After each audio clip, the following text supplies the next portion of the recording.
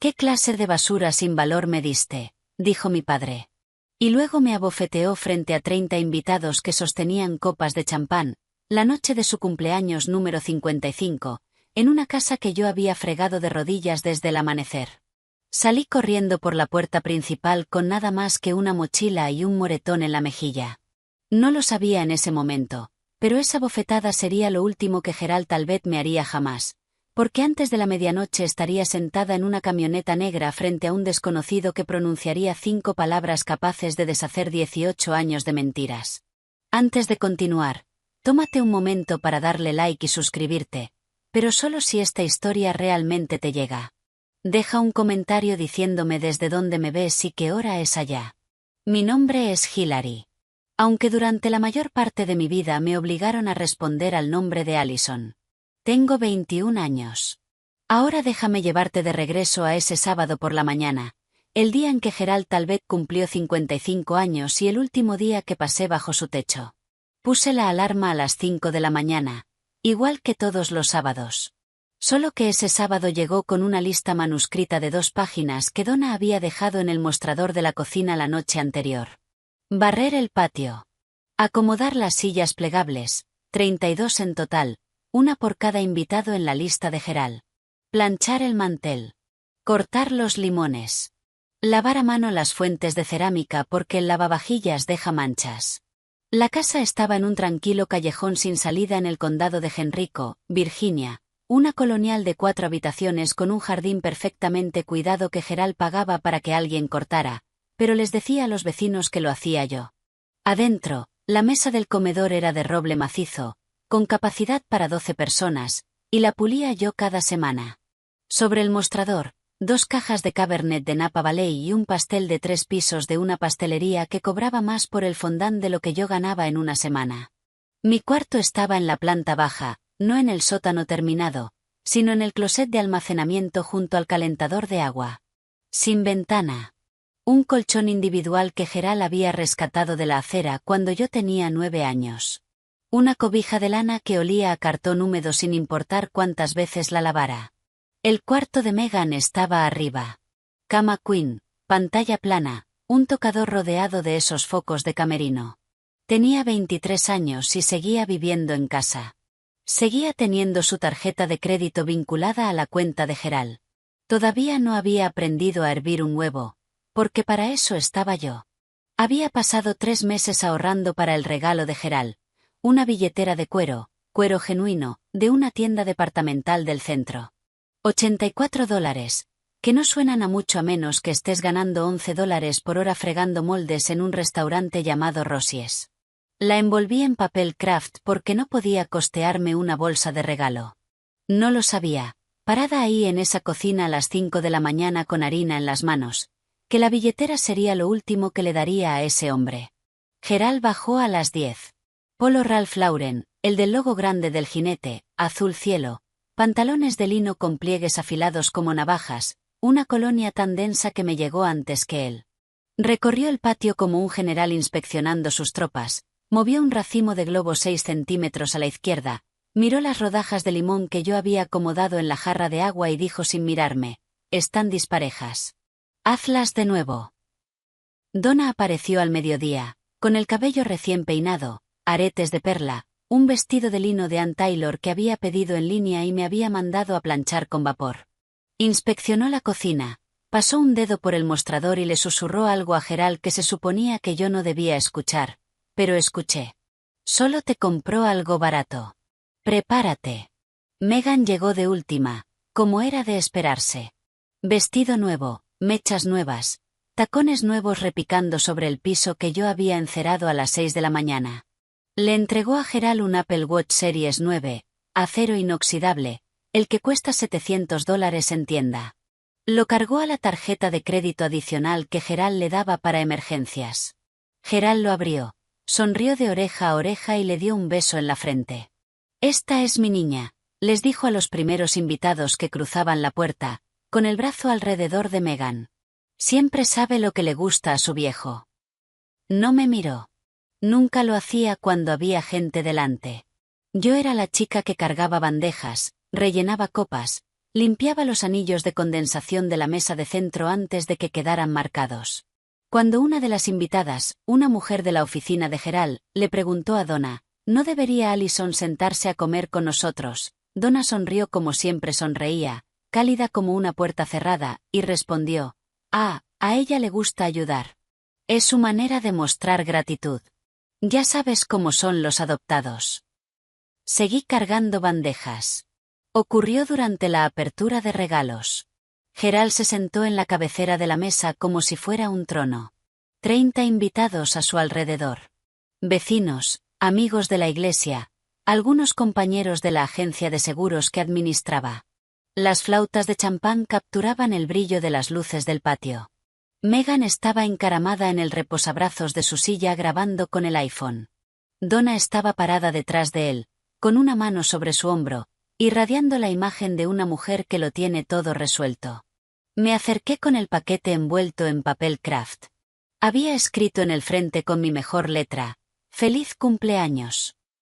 Gerald lo tomó, lo sopesó en la mano. Recuerdo haber pensado que quizás realmente iba a sonreír. A veces sonreía cuando nadie podía acusarlo de ablandarse. Pero entonces rasgó el papel, sacó la billetera, la abrió, la cerró y la levantó como si fuera evidencia en un juicio. ¿Qué clase de basura sin valor me diste? Su voz cortó las conversaciones. Los murmullos se detuvieron. Los tenedores quedaron suspendidos en el aire. Alguien dejó una copa sobre la mesa con demasiado cuidado. Empecé a explicarme. Ahorré durante 3 meses. 3 meses y esto es todo lo que conseguiste. Se puso de pie. La silla raspó las piedras del patio. Hasta el perro recibe mejores cosas. Y entonces me golpeó. Palma abierta, directo en el lado izquierdo de la cara. El sonido fue seco y plano, de esos que no hacen eco porque no lo necesitan. Mi cabeza se sacudió hacia un lado. Una flauta de champán cayó de la mesa y se hizo añicos en el suelo del patio. Y por un segundo, ese fue el único sonido en el mundo. Nadie se movió. Donna miró hacia su plato. Un hombre de la oficina de Gerald estudió su servilleta. Megan se mordió el labio y siguió grabando. Una sola persona se puso de pie. Ruth Kessler, la vecina de al lado. 70 años, 1,50 m de estatura. Gerald, eso estuvo fuera de lugar. Métete en tus propios asuntos. Ruth volvió a sentarse, pero no me quitó los ojos de encima, y eso nunca lo he olvidado. Me quedé parada ahí con sabor a cobre en la boca y una billetera en el suelo entre los dos, y pensé, esa bofetada será la mejor evidencia que los abogados necesiten. Todavía no entendía ese pensamiento. No lo entendería sino hasta horas después, pero algo dentro de mí ya había empezado a contar. No regresé a la fiesta. Fui al closet de almacenamiento, descolgué del clavo la mochila Hansport, azul marino deslavada, con el cierre deshilachado, la única cosa que me había seguido desde la preparatoria, y empaqué lo que pude. 2 camisetas, un par de jeans sin agujeros, un cepillo de dientes, un cargador de celular, el sobre que había encontrado al fondo de una caja que Gerald tiró la primavera pasada, el que tenía un sello oficial que todavía no entendía, y de dentro de una caja de zapatos bajo mi colchón, $340 en efectivo, sobre todo billetes de 1 y de 5, propinas de Rosies que había escondido porque Gerald revisaba mi cuenta bancaria. $340, una mochila, un moretón que ya florecía morado sobre el pómulo. Eso era todo lo que poseía en este mundo. Crucé la sala camino a la salida. La fiesta había retomado su ritmo. Gerald reía ante algo que alguien había dicho. Copa de champán en mano, la billetera sin aparecer por ningún lado. Megan les mostraba algo a los invitados en su celular, probablemente el vídeo. Donna estaba parada junto a la ventana y me vio cruzar el jardín. Alargó la mano hacia la cortina y la jaló para cerrarla. Nadie pronunció mi nombre. Afuera, el aire de octubre me golpeó la cara y el ardor en la mejilla se encendió como una segunda bofetada. El condado de Henrico a las 9 de la noche es oscuro. No como la oscuridad de una ciudad, donde siempre hay una tienda iluminada en la siguiente esquina, sino la oscuridad del suburbio, donde las farolas están muy separadas y el silencio entre las casas parece deliberado. Caminé por la avenida Patterson sin rumbo, solo alejándome. Detrás de mí, la música de la fiesta fue apagándose poco a poco hasta que solo quedaron los graves, y luego nada. Llevaba tal vez 2 kilómetros cuando unos faros se fueron frenando detrás de mí. Una Cadillac Escalade negra, vidrios polarizados impecables, placas de Virginia. Se detuvo a unos 3 metros adelante. La puerta trasera se abrió y yo debería haber corrido. Cada instinto me decía que corriera. Pero ya estaba tan cansada de huir de las cosas.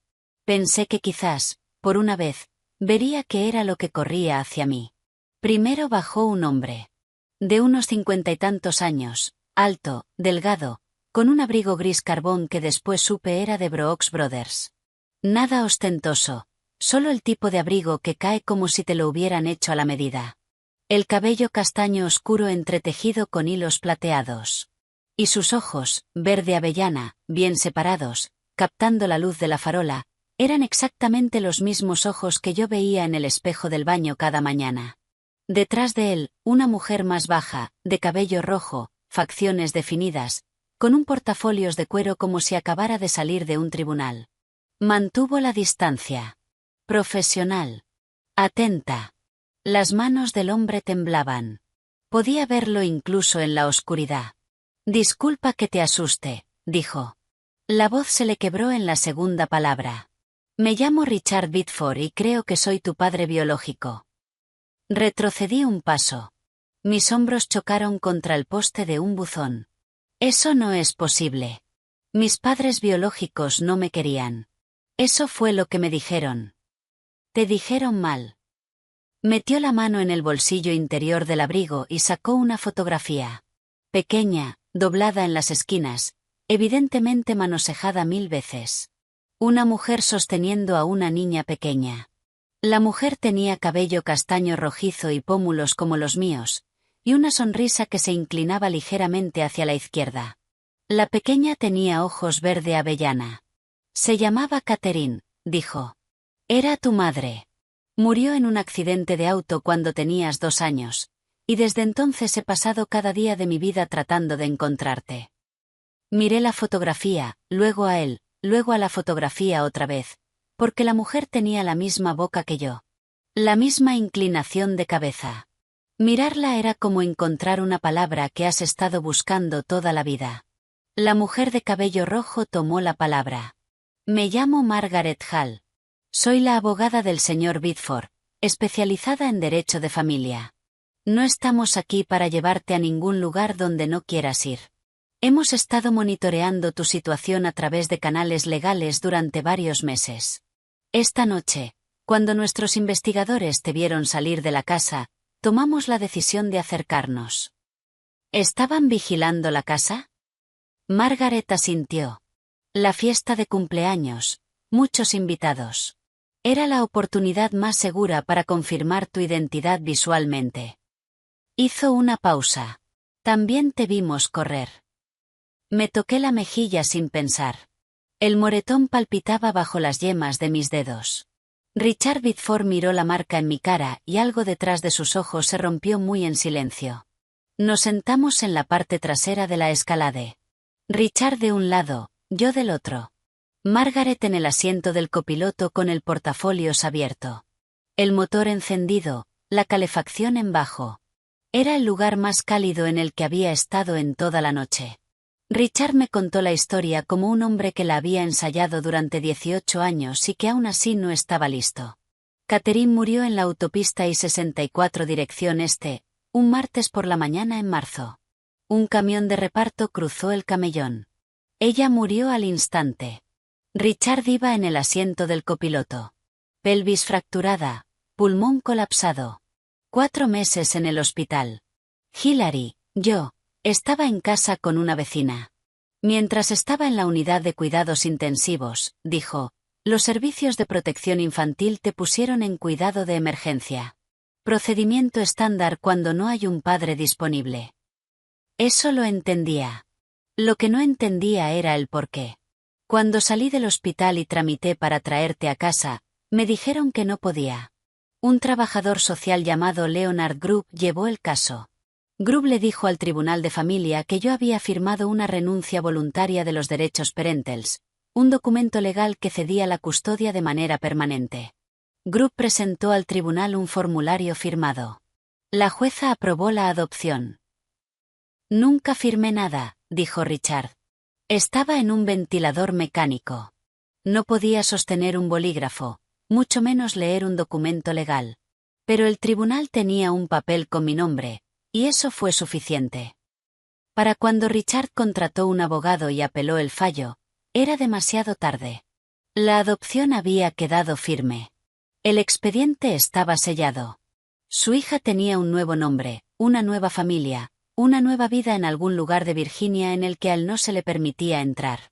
Entonces contraté investigadores, dijo. Año tras año, gasté. No importa lo que gasté.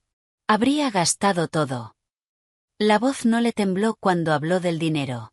Le tembló cuando dijo la palabra todo. Leonard Grubb, dije. ¿Cuánto le pagaron? Richard miró a Margaret. Margaret cerró el portafolio y respondió.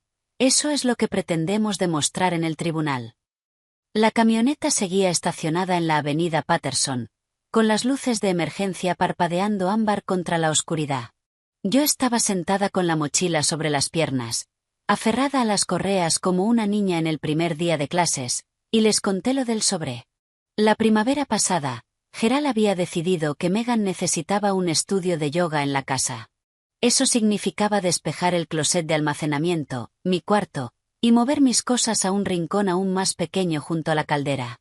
Tiró la mayoría de mis pertenencias en una bolsa de basura y la dejó junto a la acera. Yo revisé la bolsa antes de que llegara el camión de basura, porque eso es lo que aprendes a hacer cuando nada de lo que tienes está a salvo. Revisas y guardas lo que puedes. Al fondo de una caja de cartón dañada por la humedad, debajo de viejas boletas escolares y una bolsa de plástico con ropita de bebé, encontré un sobremanila de aspecto oficial. La dirección del remitente tenía un sello y las palabras Departamento de Servicios Sociales de Virginia. Adentro había un solo documento parcialmente redactado con el encabezado Título 4E, Resumen mensual de distribución de asistencia para adopción, y en la parte superior, escrito en tipo de letra de fuente gubernamental, Allison G. Talbot. No sabía qué era el Título 4E. No sabía qué significaba un resumen de distribución. Pero sí sabía que mi nombre estaba en un documento oficial que Gerald jamás me había mostrado. Así que lo doblé y lo metí en la mochila. Lo había cargado durante 6 meses sin entender bien por qué. Lo saqué ahora y se lo entregué a Margaret. Ella lo desplegó bajo la luz interior del techo y observé cómo cambiaba su expresión. No de manera drástica, sino de la manera en que le cambia la cara a un jugador de póker cuando la última carta da vuelta. Este es el registro del subsidio de adopción, dijo. El estado de Virginia ha estado pagándole a Gerald y Donna Talbot aproximadamente $810 al mes por tu cuidado y manutención durante 18 años. Me miró. Eso es aproximadamente $175.000. ¿Cuánto de ese dinero viste alguna vez? Pensé en el colchón recogido de la acera, en la cobija que olía a cartón, en el closet sin ventana. Nada, dije. Richard giró el rostro hacia la ventana y en el reflejo del vidrio pude verlo apretando la mandíbula con tanta fuerza que el músculo se marcó. Todos esos años, dije casi para mí misma, él me llamó una carga. Pero yo no era una carga. Era su cheque de nómina. Margaret nos llevó a un Hilton cerca de Broad Street. No a la casa de los Talbot, no a un albergue, sino a un lugar limpio, tranquilo y seguro. Richard nos registró a su nombre. Cuartos separados con puerta comunicante. Lo primero que hice fue quedarme parada en medio del mío sin saber qué hacer. La cama tenía sábanas blancas que olían a detergente en vez de a humedad. Había una ventana. Abrí las cortinas y me quedé mirando las luces del estacionamiento durante un buen rato, porque mirar por una ventana desde mi propio cuarto era algo que no había hecho en años. Mientras estaba ahí parada, los recuerdos llegaron en capas, como el agua que sube, lenta y fría. Empecé a cocinar las comidas de la familia cuando tenía 10 años. Gerald decía que era para enseñarme responsabilidad. A los 12 ya hacía toda la ropa, todos los trastes, Todas las compras del supermercado caminando, porque Gerald no me llevaba en carro. A Megan le regalaron un Toyota Camry para su cumpleaños número 16. Yo recibí un pase de autobús que venció al mes porque nadie lo renovó. Así que caminaba 1 hora y media hasta Rosies para llegar a mis turnos. Gerald jamás me dejó tener mis propios documentos. Sin acta de nacimiento, sin tarjeta del Seguro Social, sin identificación oficial. Cuando pedí una licencia de conducir a los 17, me dijo, ¿para qué? No tienes a dónde ir. En ese entonces pensé que tenía razón. Ahora entendía que él lo había diseñado así. No dejaba de preguntarme, ¿por qué Gerald me tuvo todos esos años y me despreciaba? ¿Por qué no devolverme al sistema? Si era tan inútil, ¿para qué aferrarse a mí? Ahora tenía la respuesta. $810 al mes. Por eso. ¿Has conocido a alguien que te odie pero se niegue a dejarte ir? ¿Alguien que te haga sentir como basura pero se aferre a ti como si fueras oro? Si es así, cuéntame en los comentarios, porque creo que ya sabes cómo se hace ese cálculo. La voz de Donna resonaba en mi cabeza como siempre lo hacía. Dulce y filosa como jugo de limón en una herida. Gratitud, Allison.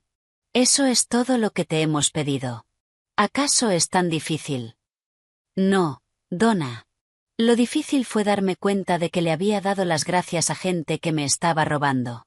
Déjame regresar 2 semanas antes de la fiesta, antes de la bofetada, antes de todo esto. Porque la verdad es que Gerald ya me había mostrado quién era. Yo todavía no tenía palabras para nombrarlo. Era un martes por la tarde. Gerald me llamó a su estudio en casa, el cuarto al que nadie entraba sin permiso.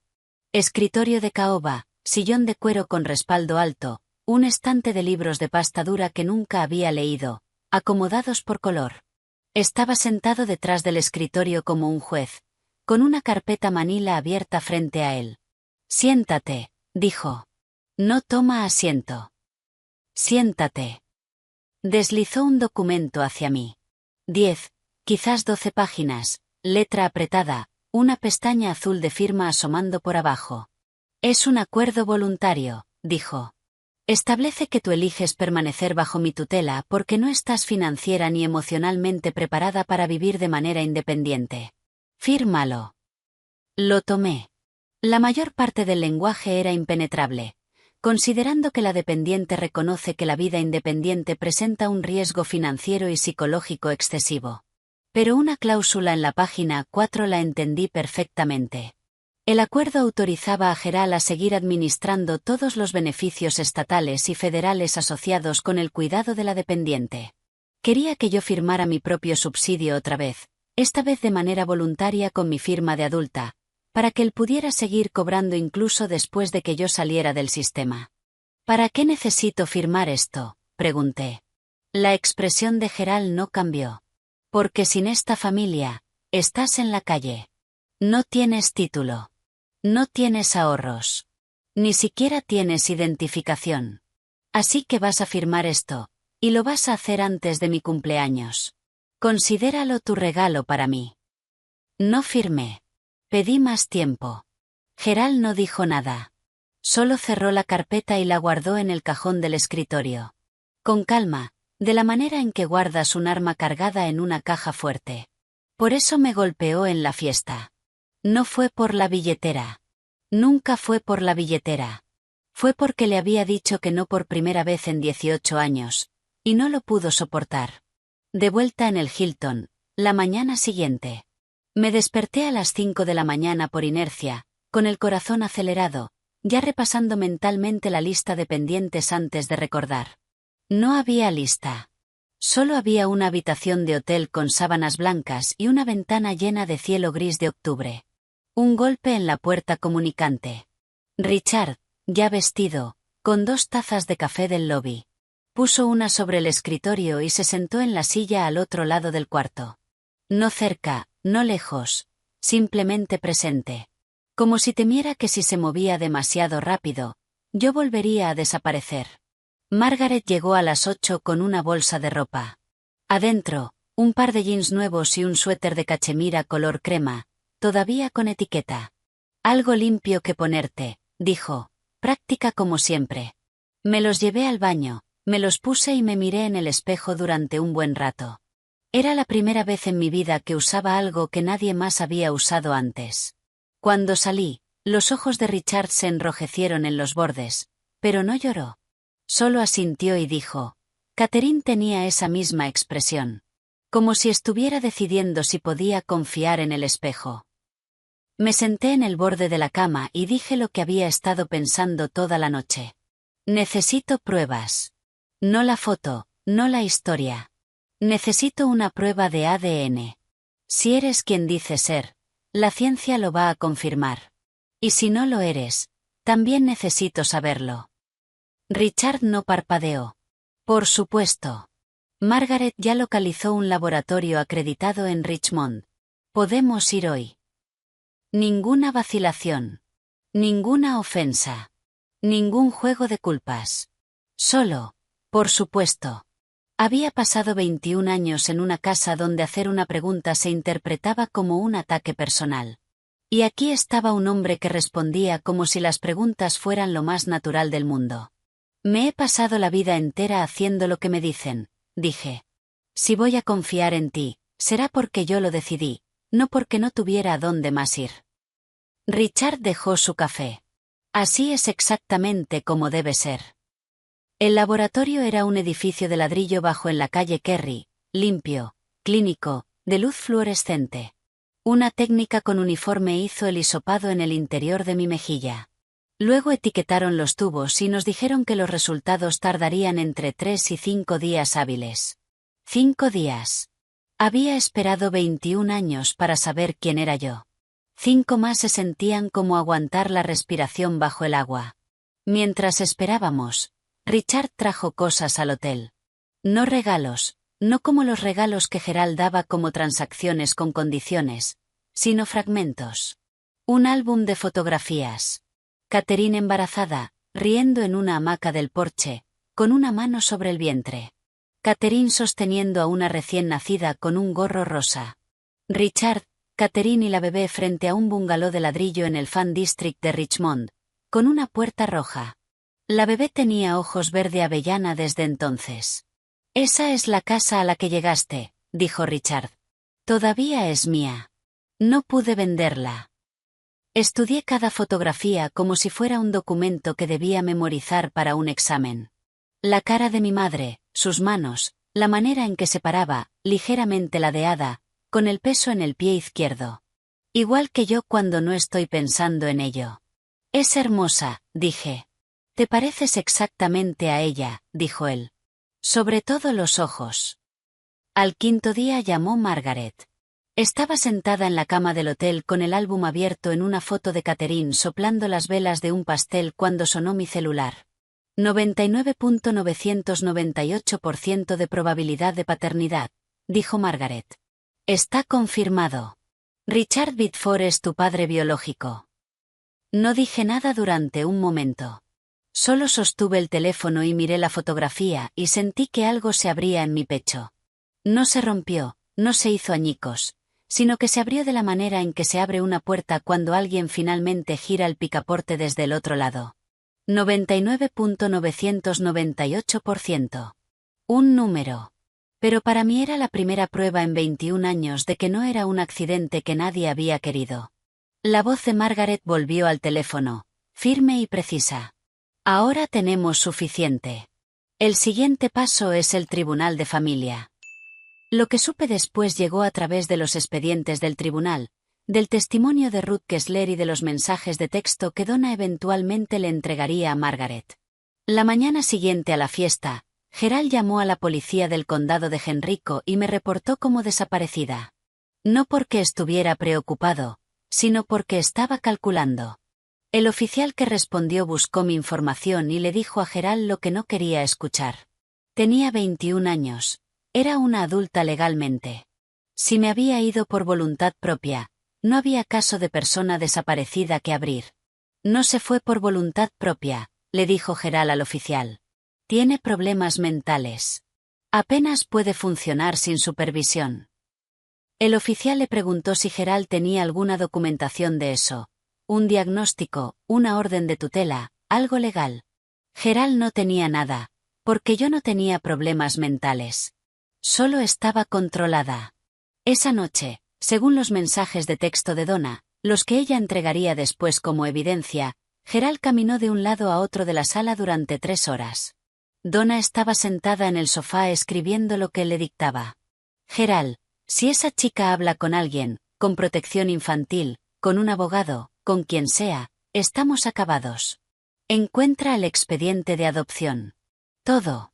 Los originales. Donna, dijiste que ella no sabe nada. Gerald, no sabe. Pero si alguien le muestra dónde buscar. Él lo sabía. Siempre lo había sabido. La firma falsificada, el trabajador social sobornado, el subsidio que había cobrado durante 18 años sobre una niña a quien trataba como empleada doméstica. Gerald cargaba todo eso en la cabeza de la manera en que algunos hombres cargan deudas. Constantemente consciente, constantemente administrando, sin contemplar ni una vez que toda la estructura pudiera derrumbarse. Gerald no tenía miedo de perderme. Tenía miedo de lo que yo iba a descubrir en cuanto estuviera libre. No sabía que el hombre al que debería haberle tenido miedo, el hombre que había pasado 18 años y el costo de un investigador privado tratando de encontrar a su hija, estaba sentado en un Hilton a 20 minutos de distancia, armando un expediente de casi 8 centímetros de grosor. Margaret extendió los documentos sobre el escritorio del hotel como un cirujano acomodando sus instrumentos. Era la segunda vez que veía las pruebas, pero esta vez tenían dientes. Mira esto, dijo, deslizando una fotocopia hacia mí. Era la renuncia voluntaria de los derechos parentals, fechada en octubre de 2005. Al pie, una firma, Richarda Biddeford. Ordenada, deliberada, ligeramente inclinada hacia adelante. Luego colocó junto a ella una segunda hoja, un informe certificado de la perito en documentos forenses, la doctora Ella Mars, quien había comparado la firma en el formulario de renuncia con 12 muestras conocidas de la escritura de Richard, declaraciones de impuestos, solicitudes hipotecarias, contratos comerciales que abarcaban 20 años. La presión del bolígrafo es inconsistente, dijo Margaret, señalando. La formación de las letras en el apellido no coincide con ninguna de las muestras.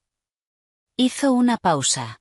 La conclusión de la doctora Mars, y cito textualmente, es que la firma fue producida por una mano distinta a la de Richarda Biddeford, con un alto grado de certeza. Dejó que eso se asentara. Luego sacó un tercer documento del expediente, un extracto bancario, una cuenta corriente personal a nombre de Leonard Group, el trabajador social que había llevado mi caso. El 14 de octubre de 2005, 6 días antes de que se finalizara la adopción, apareció un depósito de $5.000. La fuente, una transferencia electrónica desde la cuenta personal de Gerald R. Talbot. No a través de la iglesia, dijo Margaret. No a través de ninguna organización de caridad. De cuenta a cuenta, directamente. Una semana antes de que se aprobara la adopción. Me quedé mirando los números. $5.000. Eso era lo que había costado toda mi identidad. Mi nombre, mi padre, mi infancia. Cambiados por el precio de un carro usado. Richard estaba sentado al otro lado del cuarto, con los brazos cruzados y la mandíbula tensa. Ya había visto esos documentos antes, pero verme a mí verlos era algo diferente. Podía notarlo por la manera en que respiraba, poco profundo y cuidadoso, como un hombre que intenta no romper algo apretándolo demasiado fuerte. ¿Entonces la adopción puede deshacerse?, pregunté. Margaret cerró el expediente. Bajo la ley de Virginia, una adopción obtenida mediante fraude, incluyendo un consentimiento falsificado, puede declararse nula. Sí, puede deshacerse. 2 días antes de la fecha en el tribunal, llegó una carta a la recepción del Hilton dirigida a mí. Alison Talbot, no Hilary Biddeford, porque Gerald todavía se negaba a creer que yo tuviera algún otro nombre. Adentro había una sola página en el papel con membrete de la agencia de seguros de Gerald, escrita a mano, y una fotografía. Yo a los 3 años, sentada en las piernas de Gerald en la sala de la casa del callejón sin salida, con un vestido rosa que no recuerdo haber tenido. Él sonreía. Yo sonreía. Parecía una familia. La carta decía: Allison, no sé quién es este hombre ni qué te ha dicho, pero no es tu padre. Es un desconocido que se está aprovechando de una joven confundida. Nosotros somos tu familia. Hemos sido tu familia durante 18 años. Vuelve a casa. Podemos arreglar esto. Te perdono por haberte ido. Papá. La leí 3 veces. La palabra perdono me golpeó diferente cada vez. Primero como una puerta que se abre, luego como una cerradura que hace clic, luego como una mano que aprieta mi muñeca. Me perdonaba por haberme ido después de haberme golpeado. Me senté en el borde de la cama del hotel y sentí que el cuarto se inclinaba. 18 años de condicionamiento no se apagan porque una prueba de ADN diga 99.998%. En algún lugar dentro de mí, una voz que había cargado desde la infancia susurró: ¿y si Gerald tiene razón? ¿Y si todo esto es un engaño? ¿Y si Richard también quiere algo de ti? Miré a Richard, que estaba leyendo en la silla junto a la ventana, y dije: ¿cómo sé que no eres igual que él? ¿Cómo sé que no me vas a usar para algo más? Dejó el libro. No pareció herido. Pareció un hombre que entendía exactamente por qué estaba preguntando. No lo sabes, dijo. Todavía no. Y no voy a intentar convencerte con palabras. Porque las palabras son baratas. El ADN no miente. Los documentos no mienten. Y el tribunal va a decidir que es verdad. Todo lo que te pido es que dejes que la evidencia hable. Recogió el libro y siguió leyendo. Y eso, el no presionar, el darme espacio, fue lo que más me asustó, porque era tan diferente de todo lo que conocía. Esa noche no pude dormir. Así que hice lo que siempre hacía cuando el mundo dejaba de tener sentido. Miré la evidencia. Saqué el sobre del título 4E de la mochila y lo puse sobre el escritorio junto a la carta de Gerald. 2 documentos. Uno del estado de Virginia confirmando que Gerald recibía $810 al mes para cuidarme. Uno de Gerald afirmando que era mi familia. Si Gerald me amaba, ¿por qué dormí en un closet de almacenamiento? Si Gerald me amaba, ¿por qué no tenía acta de nacimiento, tarjeta del Seguro Social, ningún documento de identificación con mi nombre? Si Gerald me amaba, ¿por qué el acuerdo de tutela que me intentó hacer firmar estaba diseñado para mantener el flujo del subsidio, no para mantenerme segura? La respuesta estaba en los números. Siempre había estado en los números. Gerald no me amaba. Gerald me facturaba. Llamé a Margaret a las 11 de la noche. Contestó al segundo timbrazo, lo que me dijo que estaba esperando esa llamada. Voy a ir al tribunal, dije. No porque confíe en Richard. No del todo, todavía no. Sino porque merezco saber la verdad. Me la he ganado. Con eso es suficiente, dijo ella. La tarde siguiente llegó al hotel Derek Simmons, de unos 40 y tantos años, mandíbula cuadrada, serio, trabajador social del Departamento de Servicios Sociales de Virginia asignado para revisar la petición de Richard. Me preguntó sobre mis condiciones de vida mientras crecía. Le hablé del closet, de los quehaceres, de los documentos que nunca tuve, del aislamiento. Escribió todo en una libreta pequeña. Y cuando terminé, no dijo lo siento ni eso debió haber sido muy difícil. Dijo, lo que describes, si está corroborado por los registros, constituye negligencia, y el componente financiero constituye explotación de los fondos de asistencia para adopción. Luego me miró y agregó en voz más baja, esto no se trata solo de que tu adopción fuera fraudulenta, señorita Biddeford. Se trata de un sistema que debía protegerte y no lo hizo. No estoy eligiendo a Richard sobre Gerald, me dije a mí misma mientras Derek se iba. Estoy eligiendo la verdad sobre la mentira en la que he vivido. Yo no presencié esta parte directamente. Salió a la luz después, pedazo por pedazo, a través del testimonio de Donna y los mensajes de texto que entregó. Pero la voy a contar tal como ocurrió, porque necesitas entender quién creía Gerald que iba a enfrentar en ese tribunal. La noche antes de la audiencia, Gerald estaba sentado en la mesa del comedor, la misma mesa de roble que yo había pulido cada semana durante 18 años, ensayando su testimonio con su abogado. No un abogado de la talla de Margaret, un abogado generalista de una oficina en un local comercial que cobraba por media hora y nunca había llevado un caso de fraude en adopción en su vida. Tengo todos los documentos, dijo Gerald. Firmados, sellados, validados por el tribunal. He sido miembro de la primera iglesia bautista durante 22 años. Entreno béisbol infantil. Todo el mundo en esta comunidad sabe quién soy. Donna, sentada frente a él, se aventuró a preguntar, ¿y el sobre del subsidio? ¿Qué pasa si preguntan por el dinero? Gerald no levantó la vista. Nadie audita eso. Estamos bien. Megan pasó por ahí de camino a la cocina y preguntó con voz aburrida, sin mayor curiosidad, la voz de alguien cuyo mayor problema era una conexión lenta a Internet. Si Allison no vuelve, ¿puedo convertir su cuarto en un closet? Gerald tampoco le respondió. Ya estaba redactando mentalmente su declaración inicial, la que pronunciaría ante una jueza para explicar qué hombre tan generoso y temeroso de Dios había sido al acoger a una niña que nadie más quería.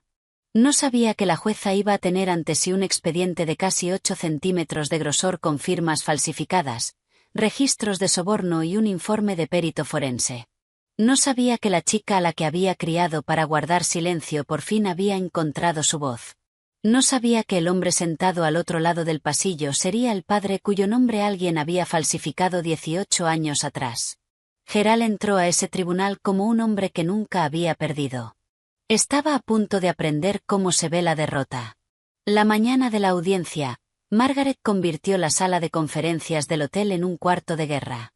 Había reservado una mesa para 6 y la cubrió con 5 pilas de documentos, cada una marcada con pestañas de colores. Yo estaba sentada en un extremo con una taza de café enfriándose en las manos, y ella me guió a través del caso como un general que repasa un plan de batalla. Tranquila, precisa, sin dejar nada al azar. Pila 1, dijo, tocando la primera. Resultados del ADN. Laboratorio acreditado. Cadena de custodia documentada. 99.998% de probabilidad. Irrefutable. Pila 2. El análisis forense de escritura de la doctora Elaine Mars. La firma en el formulario de renuncia no es de Richard. Su informe tiene 46 páginas, pero la conclusión es una sola oración. Pila 3.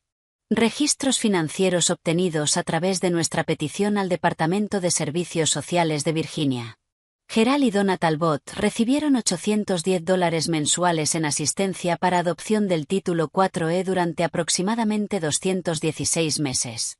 Total, $174.960. La evaluación de Derek Simmons confirma que los fondos no se destinaron a tu bienestar. Pila 4. El informe completo de Derek. Hallazgos de negligencia infantil. Sin registros médicos después de los 14 años. Sin documentos de identificación personal en tu poder. Condiciones de vida incompatibles con el propósito de los fondos de asistencia para adopción. Pila 5. Hizo una pausa. Una declaración jurada de Ruth Kessler, tu exvecina. Acordó testificar que fue testigo de patrones continuos de trato desigual y que presenció personalmente cómo Gerald te golpeó en la fiesta de cumpleaños. Ruth. 70 años, 1,50 m, la única persona en ese patio que se había puesto de pie. No había vuelto a hablar con ella desde esa noche, pero ella sí había hablado con Margaret, y no había dudado. ¿Tengo que decir algo en el tribunal?, pregunté. Margaret me miró. Solo si tú quieres. Los documentos hablan por sí mismos. Richard, sentado en el otro extremo de la mesa, no había dicho una sola palabra durante todo el resumen. Ahora habló, solo una vez. Lo que sea que pase ahí adentro, ya ganaste. Eres libre. Miré las 5 pilas sobre la mesa. Una vida entera de mentiras desarmada en carpetas con pestañas. Y pensé, no, todavía no he ganado. Pero estoy a punto de hacerlo. Esa tarde Richard me llevó a Banana Republic, no porque importara la ropa, sino porque dijo, deberías entrar a ese salón viéndote exactamente como quien eres. Alguien que merece ser escuchada. Me probé un blazer azul marino, una blusa blanca de seda, pantalones gris carbón. Me paré frente al espejo del probador y miré a la persona que me miraba de vuelta. Tenía los hombros rectos, los ojos claros y el aspecto de alguien que podría sentarse en una mesa de reuniones, no llevar bandejas a una. «Tu madre hacía eso», dijo Richard cuando salí. Estaba recargado en la pared afuera de los probadores, con las manos en los bolsillos del abrigo. Pararse frente al espejo durante un buen rato, y luego sonreírse a sí misma. Solo un poco. Como si hubiera resuelto algo. Yo no sonreí, pero entendí lo que quería decir. Algo estaba resolviéndose. De regreso en el carro, Richard señaló un bungalow de ladrillo en una calle arbolada del Fan District. Puerta delantera roja, persianas blancas, una hamaca del porche quieta en el aire de octubre. «Esa es la casa», dijo. «La de las fotos». La miré por la ventana, la casa en la que nací, la casa de la que me sacaron, y no sentí el dolor que esperaba. Sentí algo más quieto, una especie de reconocimiento que se instala en el cuerpo en vez de en la mente. Esa noche, la noche antes de la audiencia, me senté en la cama del hotel y escribí en una libreta que había comprado en la farmacia de enfrente. No un discurso, no un plan, solo una línea para mí misma. Pase lo que pase mañana, nunca voy a volver a ese cuarto de almacenamiento. Nunca más voy a responder a un nombre que no es el mío. Nunca más voy a estar agradecida por ser usada. Dormí 4 horas. Soñé con una puerta roja que se abría. Tribunal de Familia de Richmond, un martes por la mañana a finales de octubre.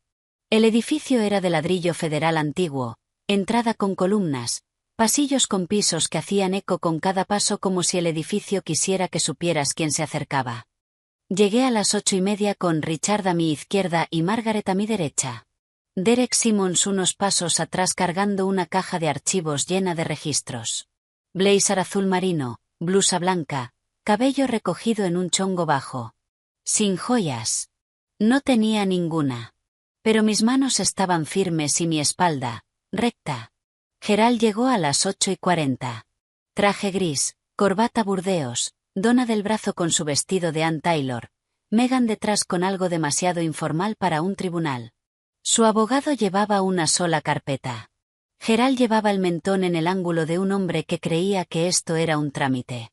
Entonces nos vio. Sus ojos fueron primero a mí. Registraron el blazer, la postura, la ausencia de la chica que solía mirar al suelo. Luego se movieron a Richard, luego a Margaret, luego a la caja de archivos que Derek estaba colocando sobre la mesa de los demandantes.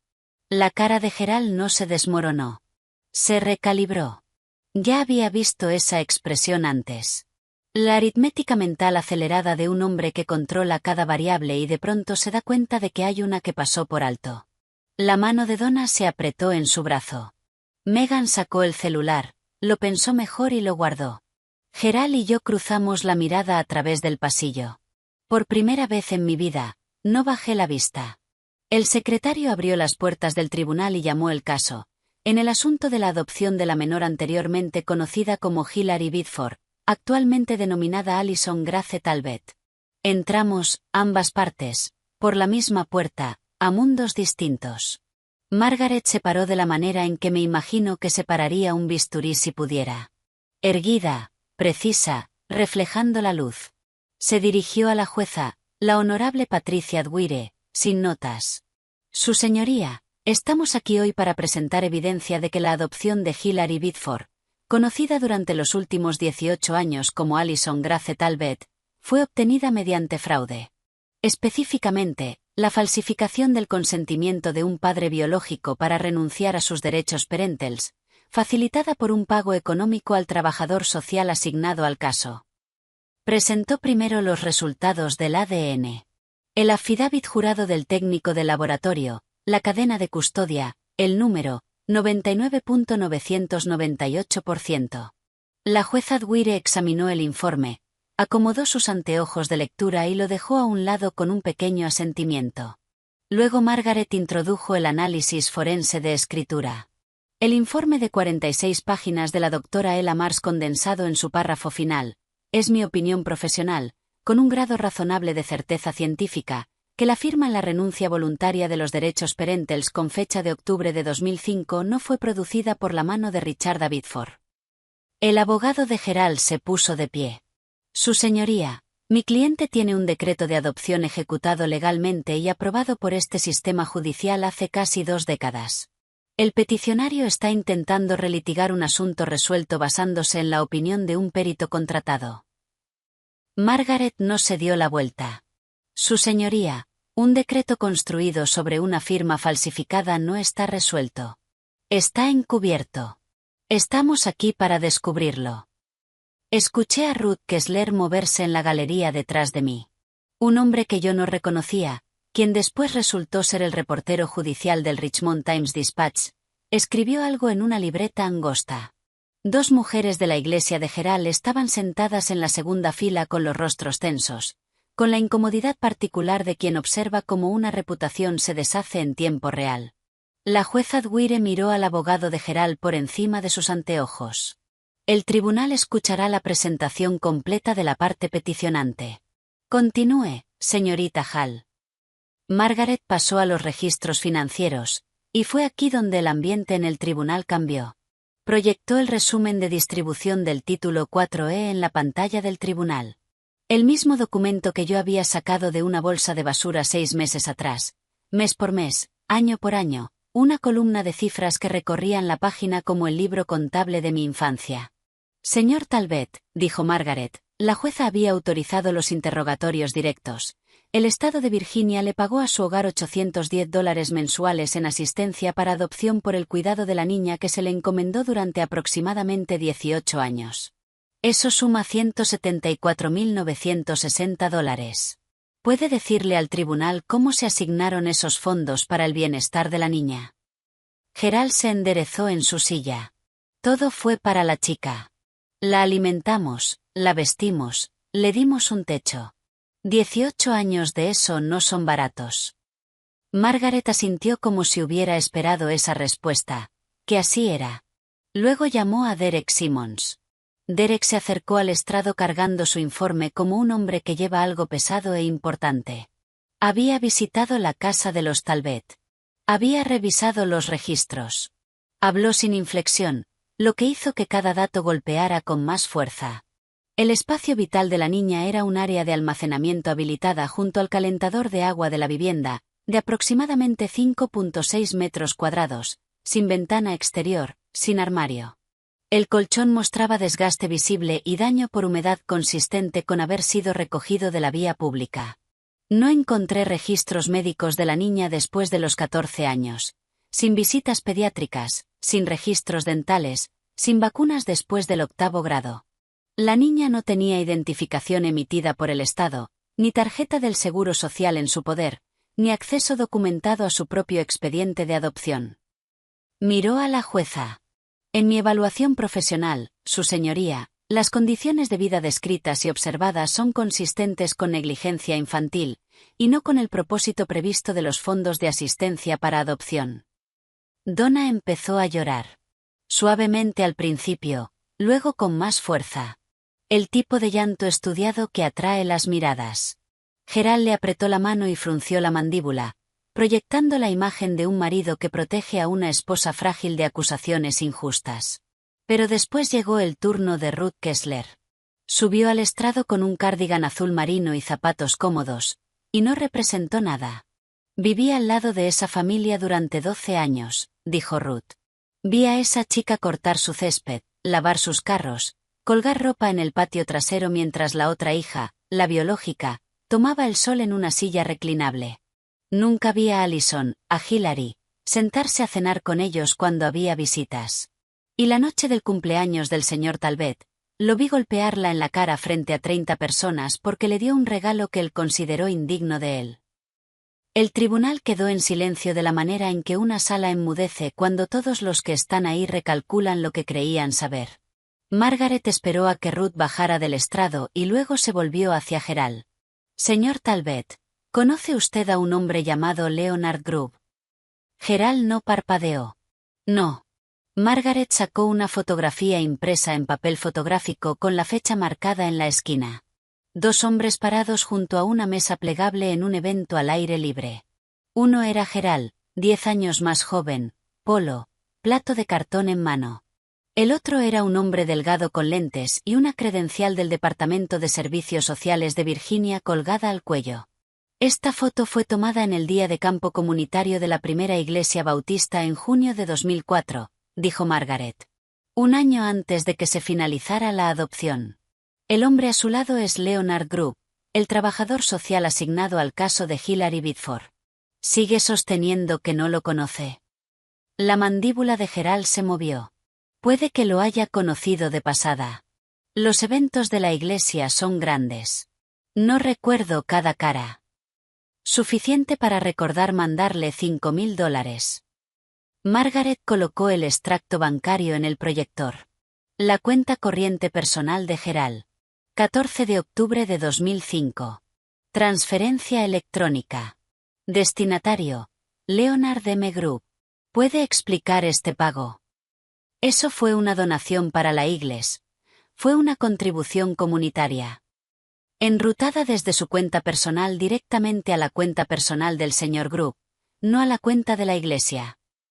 Gerald se giró hacia su abogado, quien estudiaba la superficie de la mesa con la intensidad de un hombre buscando una salida ahí. No llegó ninguna objeción. Le di todo a esa chica. La voz de Gerald se quebró hacia arriba, afilada como una bofetada. Ya estaba de pie, con una mano plana sobre la mesa. 18 años, una casa, comida, ¿y así me lo agradecen? Aparece un estafador y de repente soy el villano. Señor Talbot. La voz de la jueza Dwyer fue baja y definitiva. Siéntese. Ahora. Se sentó, pero la sala ya había escuchado todo, la máscara quebrándose, el privilegio desbordándose. En la galería, las mujeres de la iglesia miraban hacia su regazo. La pluma del reportero judicial se movía más rápido. Margaret se volvió hacia la jueza con la compostura de alguien que acababa de ver a su oponente hacer su trabajo por ella. Su señoría, solicitamos que el tribunal tome nota de la caracterización que hace el señor Talbot de su papel como padre, algo que él dio y por lo cual espera un pago. Eso no es ser padre. Eso es una transacción. Margaret me miró. La noche anterior le había dicho que quería hablar. No porque el caso lo necesitara, los documentos eran suficientes. Sino porque había guardado silencio durante 21 años, y hay cosas que necesitan ser dichas por la persona que las vivió. Su señoría, la hija del peticionante quisiera dirigirse al tribunal si usted lo permite. La jueza Dwyer asintió. Puede proceder. Me puse de pie. Blazer azul marino, blusa blanca, manos a los lados. Miré a la jueza, no a Gerald, porque esto no era para él. Su señoría, no estoy aquí por venganza. La palabra flotó en el aire un momento y la dejé estar. Estoy aquí porque durante 21 años no supe quién era yo. No sabía mi propio nombre. No conocía la cara de mi madre. No sabía que alguien me estaba buscando, ni que los papeles que me pusieron en esa casa estaban construidos sobre una firma falsificada. Hice una pausa. Respiré. El señor Talbot dijo que me lo dio todo. Así se veía ese todo, un closet de almacenamiento sin ventana. Un colchón recogido de la acera. Sin visitas al médico después de los 14 años. Sin identificación, sin acta de nacimiento. No supe mi número del seguro social sino hasta hace 2 semanas. Trabajé en esa casa desde que tenía 8 años. Cocinando, limpiando, lavando ropa. Y todos los días me decían que debía estar agradecida, que sin ellos no era nada. Mi voz no se quebró. Había decidido que no iba a quebrarse. Me golpeó en su fiesta de cumpleaños porque le di una billetera que había tardado 3 meses en comprar.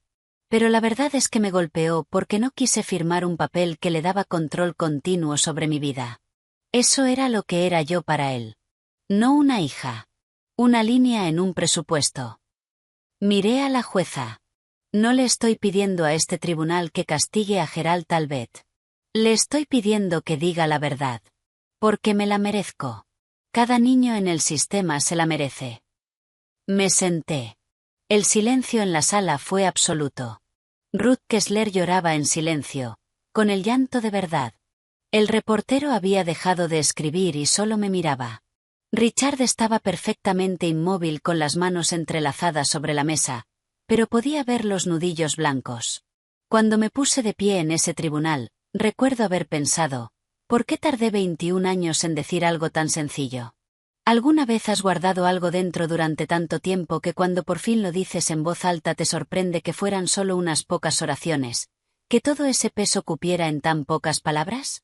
Si sabes cómo se siente eso, cuéntame en los comentarios, porque creo que es algo que no se le puede explicar a quien no lo ha cargado. Lo que pasó después nadie lo esperaba. Mucho menos Gerald.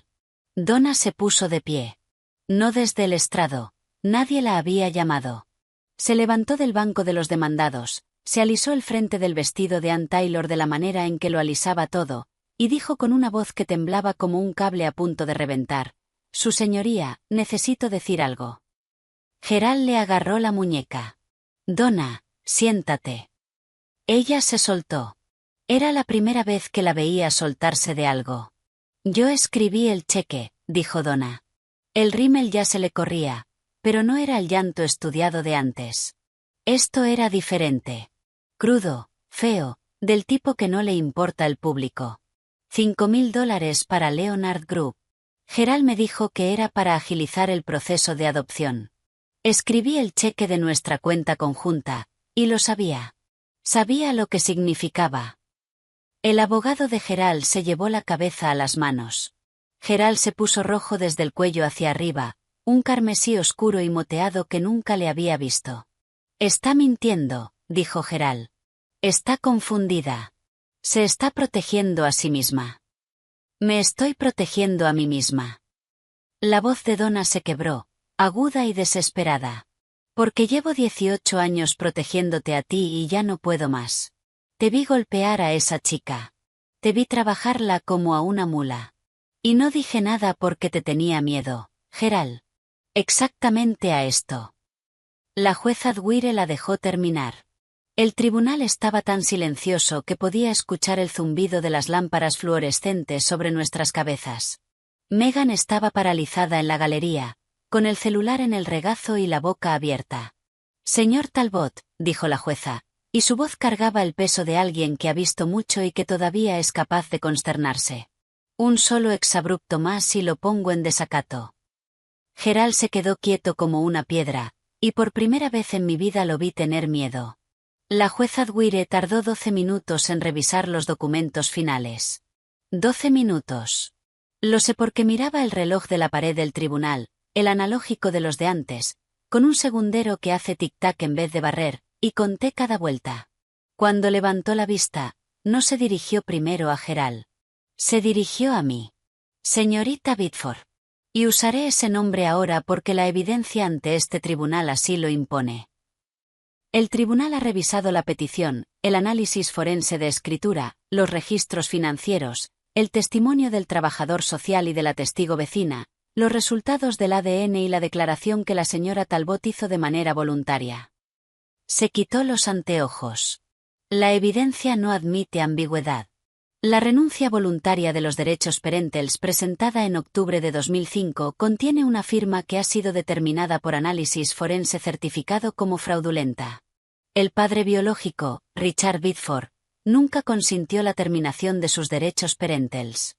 La adopción que siguió fue, por lo tanto, construida sobre una base de falsificación, y según la evidencia financiera presentada, facilitada por un pago directo al trabajador social asignado al caso. Se volvió hacia Gerald. Estaba sentado rígidamente erguido, con la corbata todavía anudada, las manos planas sobre la mesa, un hombre sosteniendo la postura de la autoridad mientras la autoridad se le escapaba. Es el fallo de este tribunal que la adopción de Hilary Biddeford, denominada Alison Grace Talbot, se declara nula de pleno derecho. La adopción queda anulada en su totalidad. Gerald no se movió. Asimismo, el tribunal ordena a Gerald y Donna Talbot la restitución total de todos los fondos de asistencia para adopción del título 4E recibidos, por un total de $174.960, al estado de Virginia. Donna emitió un sonido que no era exactamente una palabra. Por último, este tribunal remite el asunto a la Fiscalía del Condado de Henrico para la investigación de posibles cargos penales, incluyendo, entre otros, falsificación en violación del Código de Virginia sección 18.2-172. Fraude en relación con asistencia pública y negligencia infantil bajo la sección 18.2-371.1. La jueza dejó sus papeles sobre la mesa. El nombre legal de la niña queda restaurado a Hilary Bidford con efecto inmediato. Se levanta la sesión. El mazo cayó y ese sonido, ese único golpe de madera, fue lo más fuerte que había escuchado en mi vida. Más fuerte que la bofetada. Más fuerte que 18 años de silencio. Sonó como una cerradura que se abre. En la galería, Ruth Kessler se llevó ambas manos a la boca. Las mujeres de la iglesia ya estaban de pie, recogiendo sus bolsos, sin mirarse entre sí. El reportero judicial cerró su libreta y me miró con una expresión que no supe nombrar del todo. Algo entre el respeto y la tristeza. Gerald estaba inmóvil. Su abogado ya estaba recogiendo sus cosas. Y me di cuenta por primera vez de que el hombre que Gerald había contratado para defenderlo no podía salir de esa sala con suficiente rapidez. El pasillo afuera del tribunal olía a cera para pisos y al calor viejo de los radiadores. Iba caminando hacia la salida con Richard de un lado y Margaret del otro cuando escuché los tacones. Rápidos, disparejos, el sonido de alguien que no está acostumbrado a apresurarse con zapatos que no fueron hechos para eso. Espera. Megan. Tenía el maquillaje arruinado. El rímel marcado en ambas mejillas. La base corrida donde se había limpiado. Se veía más pequeña de lo que nunca la había visto, lo cual era extraño porque siempre había ocupado tanto espacio. No sabía, dijo. Respiraba agitado, como si hubiera estado corriendo o intentando no hacerlo. Lo del dinero, el subsidio. Yo creía que mamá y papá pagaban mis cosas con el sueldo de papá. No sabía qué era. Se detuvo. No pudo terminar la oración y entendí por qué. La oración terminaba con tu dinero, y decirlo en voz alta lo haría real de una manera para la que todavía no estaba lista. La miré. La chica que había recibido el Apple Watch, el Toyota Camry, la cama Queen, las mechas del cabello, la tarjeta de crédito que nunca era rechazada. La chica que se había reído cuando Gerald me golpeó y lo había filmado con su celular. La chica que había preguntado si podía convertir mi closet en su guardarropa. Una parte de mí quería gritar. Otra parte quería alejarme sin decir una sola palabra. Pero lo que sentí parada ahí en ese pasillo del tribunal, con mi nombre legal restaurado y mi padre de verdad a mi lado, no fue rabia. Fue claridad. Espero que descubras quién eres sin su dinero, Megan, le dije. De verdad. Pero ese es tu camino, no el mío. Ella asintió una vez, y vi algo cruzar por su cara. No exactamente culpa, sino el principio de ella, la fisura antes de la fractura. Margaret me tocó el brazo con suavidad. Richard estaba sosteniendo la puerta abierta. Caminé hacia ellos y no miré atrás. No porque estuviera enojada, sino porque por primera vez tenía hacia dónde caminar en vez de solo huir. Gerald estaba parado al pie de los escalones del tribunal. Se veía reducido. No físicamente. Seguía siendo un hombre corpulento, seguía teniendo los hombros anchos, pero algo estructural había cedido. La corbata, aflojada. El saco del traje, desabotonado. Donna estaba sentada en su Buick junto a la acera, la frente contra el volante, con el motor encendido. Yo iba a mitad de los escalones cuando él lo dijo. El nombre que me había asignado 21 años atrás. El nombre que una jueza acababa de tachar del registro. Allison. Me detuve. Me giré. Me miró de la manera en que siempre lo había hecho, como si yo fuera algo que le pertenecía y cuyo valor no terminaba de calcular. Pero ahora había algo más debajo de eso.